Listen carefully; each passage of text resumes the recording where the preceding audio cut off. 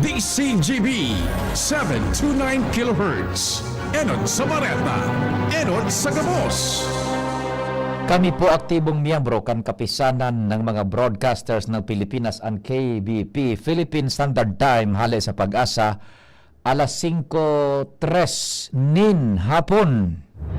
Alas 5 ng hapon, oras na para aramon ang mga maiinit na bareta kanaldaw na maruluan sa agas sa mga periodiko, radyo asing telebisyon. Enot naman din ang ngunyan sa DZGB. Bareta alas 5, mga bareta ngunyan para sa aga. Enot na tinipon sa DZGB Newsbase. DZGB, Bareta alas 5, kaiba ang field reports kan Mega Force Patrol. Halin sa iba-ibang parte kanalbay, asing kabikolan. Ngunyan, uya ang sa ibong tagapagbareta.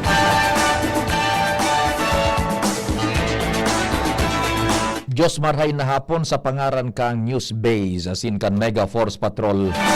Ako po ang sa indong magiging tagapaghatod bareta, si Pio Fernandez. Enot sa detalyas kan bareta, sa lado lokal, o kaya sa lado nasyonal.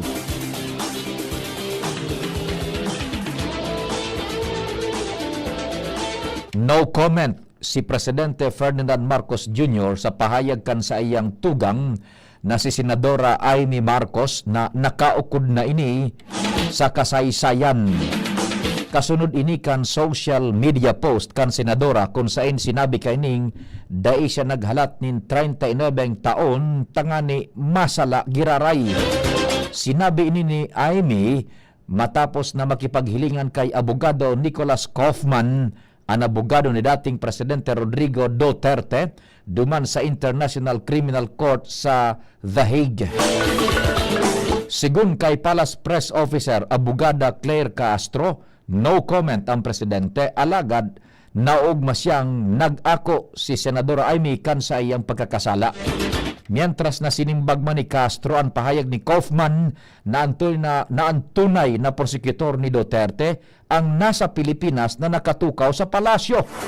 Idinuon ni Castro, garo si Attorney Harry Roque ini kung magtaram alaga dapat tutukan na sa nakainian sa iyang trabaho imbes na makisawsaw sa chismisan. Ang baretang ini hatod sa Indukan. Plemex. Pag may ubo o hika, Plemex agad. Basta lagundi, Plemex. Dagdagang tan detalyas kan bareta sa lado lokal. Nasa linya si Angel Mustaza. Angel, marahin hapon. Please go ahead. Natapos na kan 28 personahes ng Philippine Army at Insertion Polytechnica Institute University ang 5 aldaw na water search and rescue o water lecture at na demonstration ay panginotan kan Coast Guard District Bicol sa bagikang Special Operation Bicol o Special Operation Group Bicol sa San Andres, Catanduanes.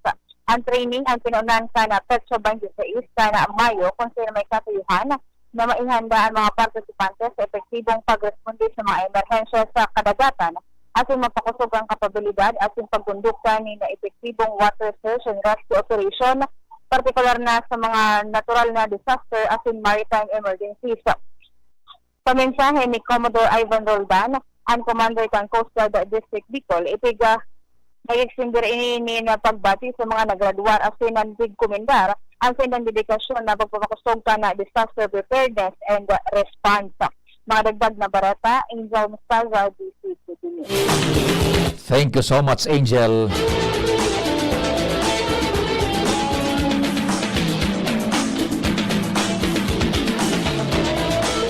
Mientras tanto, naibalyo na sa building numero 14 sa New Bilibid Prisons o NBP sa Muntinlupa si dating Negros Oriental Representative Arnolfo Teves Jr. matapos ang pagtinir kay ni sa ipatura kang NBI sigun sa abogado kay ni si abogado Ferdinand Topacio. Sigun kay abogado Topacio ang nasabing edifisyo hali sa Bureau of Corrections o Bucor na ipinasubli sa NBI tanganing maging detention facility. Sa ngunyan, dai pang kumpirmasyon kung anong oras asin kung ipipresentar si Teves sa Department of Justice o DOJ o sa NBI kasubagong aga bago inipigbalyo sa Muntinlupa. Inumaw naman ni Abogado Topacio si NBI Director Jaime Santiago sa ginibo kaining pagtratar kay Teves. Sinabi niya na inako kan direktor ang kampo ni Teves na igwang paggalang sa diretsos mantang pigkaorong kaininin haloy an kongresista. Sa katakod pang bareta, ipinahayag kan Department of Interior and Local Government o DILG na daimapundo ang gobyerno na makuha ang hustisya matapos ang pagkakadakop kay dating Negros Oriental Representative Arnulfo Teves Jr. hale sa Timor-Leste kung saan nagtinir ini nin poko mas o menos 2 taon. Sigun sa ahensya kan gobyerno, ang lakdang na ini nagpapahiling ning determinasyon kan mga law enforcement agencies na hanapon asin mapabalik ang kung si isay man na may papanimbagan sa ustisya base sa prioridad na ipigtaon ni Presidente Ferdinand Bongbong Marcos Jr. Dagdag pa kaini, nakipagkoordinar ang DILG sa Departamento kan Hustisya asin Department of Foreign Affairs asin ibang ahensya di gobyerno para sa ligtas na pagkakabuelta sa nasyon ni Teves. Nagpapasalamat man ang DILG sa gobyerno kan Timor-Leste sa pagkipagtabangan para mapanimbag ang mga nagbalgar sa ley. Sa iba pang detalyes kan mga bareta, ipigbalyo kan Senado ang petsada kan hearing sa Articles of Impeachment kontra kay Vice Presidente Sara Duterte sa Hunyo 11, 2025, sigun kay Senate President Abogado Francis Cheese Escudero. Gigibuhon ang hearing sa Hunyo 11, alas 4 ning hapon, hali sa original na schedule na Hunyo 2, 2025. Ginibuan pagbabago kan schedule kasabay kan pagbusol kan Legislative Executive Department o kaya Legislative Executive Development Authority Council o LEDAC na maisumitir ang 12 prioridad na propestong ley bago ang sine die adjournment kan ika-19 Kongreso. Sinabi man ni Escudero na igwang sobra sa 200 na presidential appointee ang kaipuhan na pag-adalan asin kumpirmaron kan Bicameral Commission on Appointments.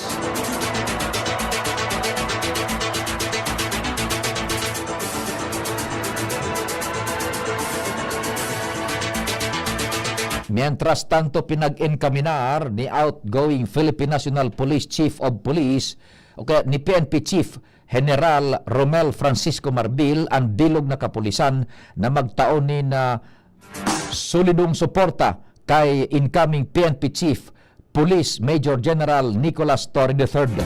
Sigun kay Marbil, bilugan sa iyang kumpiyansa na ipagkapadagos ni Torre ang mga internal na reforma asin ang kampanya kontra kriminalidad.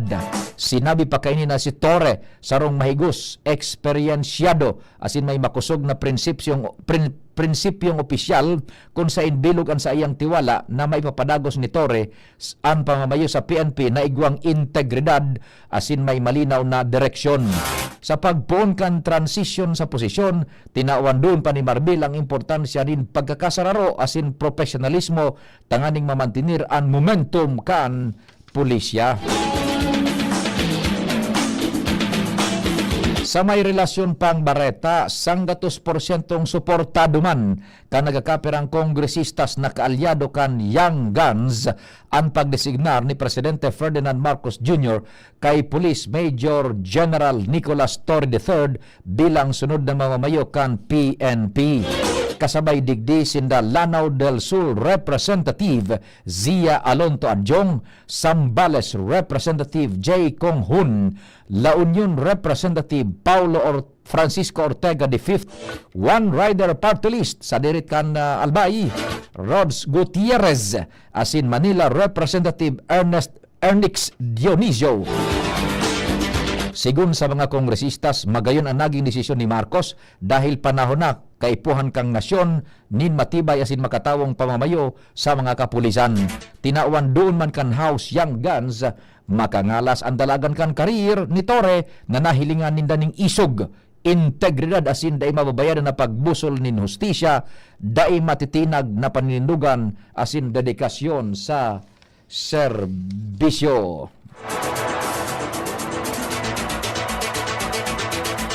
Mientras tanto, bilog man ang suporta ni House Speaker Ferdinand Martin Romualdez sa pagbugtak ni Presidente Ferdinand Bongbong Marcos Jr. kay University of the Philippines o UP Law Dean Darlene Marie Berberare bilang bagong Solicitor General. Para kay Romualdez, highly qualified si Berberabe para sa liderato kan legal team kan gobyerno dahil sa eksperyensya kaini sa legal expertise, integridad asin kakayahan na mamayo. Tiwala si Romualdez na handa si Berberabe para sa bagong posisyon asin sigurado na kaya kaining panindugan ang intereses kan Estado in koneksyon sa mga petisyon na nakapendyente sa Korte Suprema. Dagdag pa rin ni Romualdez, marhay ang professional record ni Berberabe dahil midbit ini sa sayang disiplina, pagiging patas asin pagkakaigwa ning matibay na prinsipyo. Mabueltan detalyas kan mga bareta pakalis kan nagkapirang pagirumdum.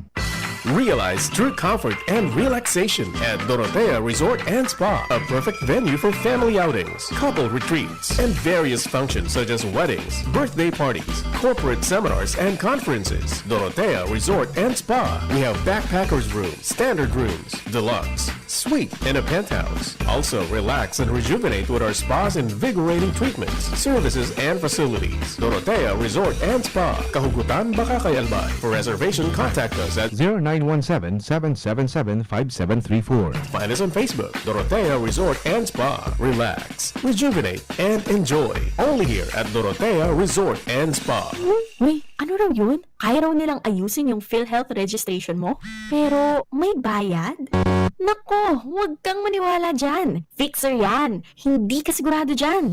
Huwag magpapaloko sa Fixer. Huwag basta ipagkatiwala ang personal mong impormasyon. Makipag-transact sa pinakamalapit na PhilHealth office para sa registration, updating, at pagbabayad ng inyong contributions. Bumisita sa www.philhealth.gov.ph para hindi mabiktima ng scammer. Mga tugang, abangan ta ang paglunsar kan pinakabagong programa digdi sa DCGB Radio. Ang programang mahatod ning mga impormasyon, mga istoryang kapupurutan nin inspirasyon na naidulot kan pagtatrabangan ganing maiangat ang pagkabuhay kan mga Bicolanong para omang benepisyaryo sa maabot na ika-24 kan Enero 2025 alas 10:30 hasta alas 11 nin pagkaaga. Magantabay asin maghinanyog sa kape asin baretang agraryo. Ubo ng anak, nakababahala, baka plema. Para dyan, Plemex for Kids ang pambato ko. Ang Plemex for Kids ay gawa sa lagundi, tinutunaw at pinalalabas ang plema. Ginhawa para sa bata, peace of mind para kay mommy. Camille Pratsiambao po, nagpi-flex for Plemex. Pambatang lagundi, Plemex! Vitex Segundo L is the generic name of Plemex for kids. If symptoms persist, consult your doctor. Mamis, agapan agad ang ubo at plemang nakabara. Pambatang lagundi, Plemex! Pre, makinig ka muna. Payong kaibigan lang ha.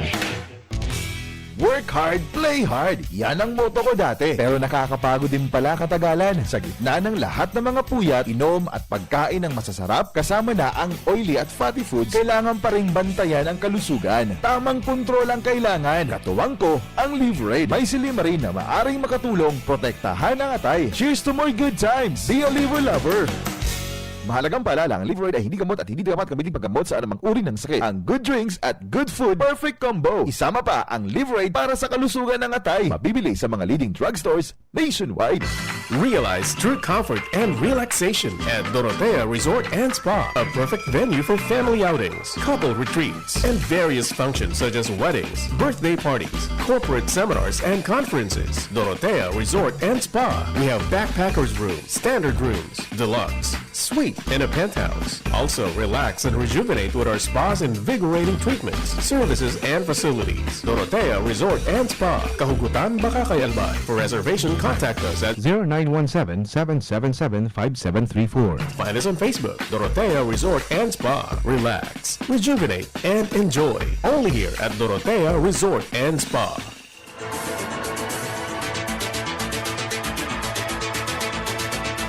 Diretso kita kan detalyes kan mga bareta sa lado nasyonal dahil sa seryosong danyos sa San Juanico Bridge, itigrekomendar na kan National Disaster Risk Reduction and Management Council o NDRRMC kay Presidente Ferdinand Marcos Jr. ang pagdeklarar kan estado de kalamidad sa bilog na Eastern Visayas.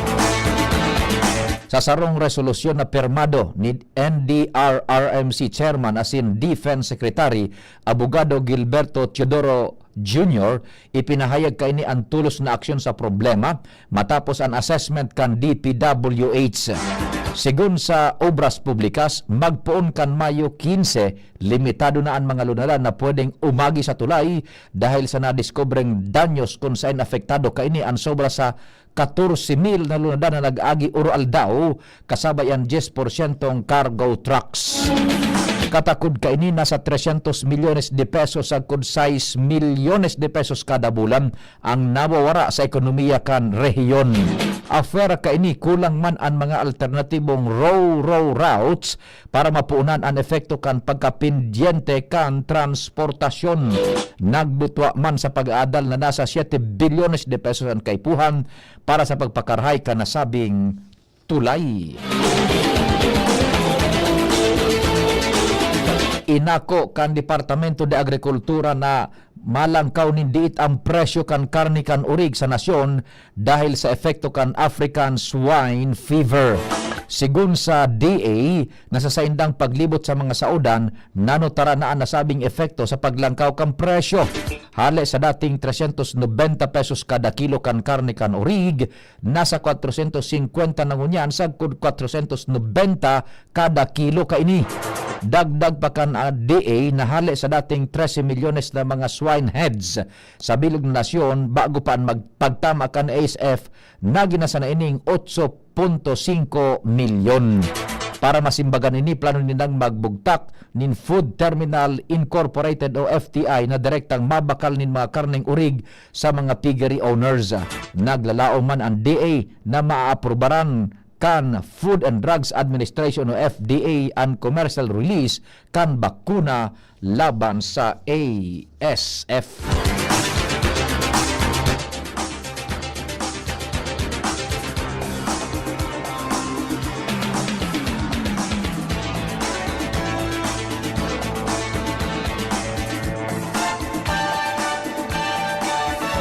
Mientras tanto, panibagong mga bogus na pangaran na naman ang ipinahayag ni Deputy Majority Leader Paulo Ortega na pinagasabing pigtawan ng confidential funds kan Office of the Vice President. Ang mga bagong pangaran kaapilyedo kan nagkapirang kongresistas asin saro naman na midbid na cafe restaurant. Kasabay sa mga nadiskubre na pangaran sa mga ipigsumiter na acknowledgement receipts ang Beth Revilla, Janice Marie Revilla, Diane Maple Lapid, John A. Lapid Jr., Clarice Ontiveros, Christine Applegate Estrada asin Denise Tanya Escudero. May duwa man na pangaran na kaapilyado naman kan miyembro kan Kamara na si Sarangani Representative Steve Chong Bian, mantang Sinda Chris Solon asin Paul M. Solon. Affair naman kay Mary Grace Piatos, sarupang individual na may pangarang hali sa cafe restaurant ang nadiskubre na si Canor Adrian Contiz. Sigun pa kay Ortega, siring kan mga ipinaluwas na kaduda-duda asin gibog-gibong pangaran, dainin birth, marriage o death record ang mga ini sa Philippine Statistics Authority. nakikipag-coordinar na ang Metropolitan Manila Development Authority o MMDA sa mga telcos para sa sistema kan violation sa No Contact Apprehension Policy o NCAP. Kasunod ini kan mga reklamo kan publiko sa haloy na pag-informar sa may sadiri kan luradan na nagbalgar na sinda sa trafiko. Sa Malacanang press briefing, sinabi ni MMDA Legal Counsel Abogado Vic Nunez na makakaresibi na nin SMS o text ang mga madadakop na may violasyones sa ley may kinaaraman sa trafiko. Blacklisted na sa Departamento kan Agrikultura ang importer kan smuggled na asukar hali sa Thailand. Kasunod ini kan pag-inspeksyon kan DA as in Sugar Regulatory Administration kung sa ina-confiscar ang nasa 2,000 na tig 50 kilos na bags nin imported refined sugar na pikakarkulong minamontar sa 9 milyones de pesos duman sa Port of Manila. Sigun sa DA, ang kooperatiba daing permit na mag-importar kan asukar. Ipigdeklarar man kan ahensya na ang mga refined sugar, mga sweetener mix man sana na may hababang tarifa. Dahilan kay ninawaran ang gobyerno nin halos 1.8 milyones de pesos na kantidad nin import tax.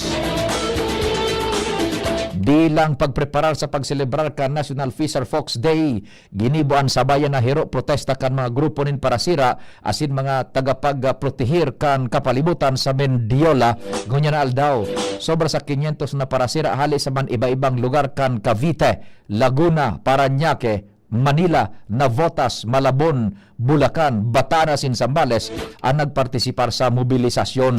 Ipinahiling kan mga demonstradores ang saindang mahigpit na pagkontra sa mga proyektong reklamasyon na pigasabing nakakaraot sa mga tradisyonal na siraan asin nagpapalayas kan mga saradit na parasira. Ipinaglaban maninda na ang gobyerno dapat nabawion ang desisyon kan Korte Suprema na nagtutugot sa mga komersyal asin darakulang pangsirang dagat na mag-operar sa laog ng 15 kilometrong municipal waters. Ang lugar na katagama para sa mga saradit na parasira basado naman sa Fisheries Code of the Philippines. Ultimong detalyes kan Bareta, nakatalaan na kurunahan bilang Miss Grand International sa Hunyo 3 si Christine Julian ZJ Opiaza. Kasunod ini kan pagtangkas sa winner na si Rachel Gupta dahil sa iyang social media post. Sa social media post kan Miss Grand International 2024, ipighiras kay ni ang letrato ni Opiaza mantang ang coronation gigibuhon sa MGI Hall sa Bangkok, Thailand. Pinagkonfirmar mismo ni MGI President Nawat Itsaragrizil ang pagtukaw ni Opiaza. Sa pangaran ka nagsururat kan informasyon sa pamayo ni News Director Mardila, Jan Matthew Balyaran, Nicole Ann Gloriani, Mega Force Patrol, Tata Names Flora sa Master Control, sa ITC Jerome Nico Martinez. Ako po si Pio Fernandez. Salamat. Diyos marhay na hapon. Kung ikaw ay edad 50 pataas katulad ko,